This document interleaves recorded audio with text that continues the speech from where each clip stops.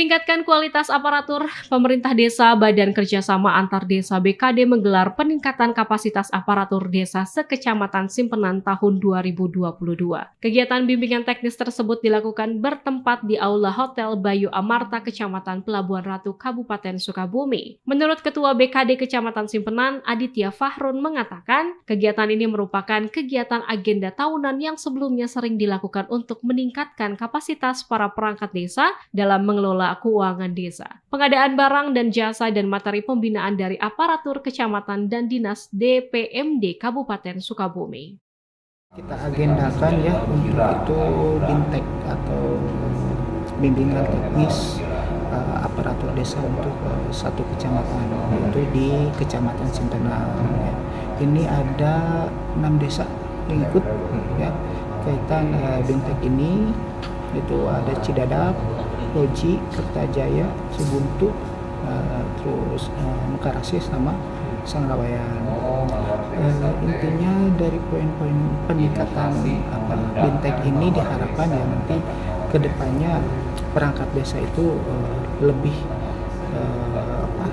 baik lagi kedepannya dalam pengelolaan keuangan khususnya ya, baik itu secara akuntabel ya berdasarkan regulasi yang ada.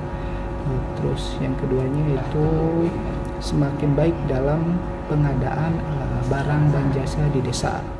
Menurut Koordinator Pengelolaan Keuangan dan Aset Desa DPMD Kabupaten Sukabumi, Detiana mengatakan, peningkatan kapasitas aparatur pemerintah desa perlu dilakukan untuk lebih meningkatkan kembali dalam mengelola keuangan serta barang dan jasa. Kegiatan bimbingan teknis seperti ini selalu dilakukan di seluruh kecamatan Kabupaten Sukabumi untuk meningkatkan kembali tata kelola keuangan desa, terutama bidang barang dan jasa.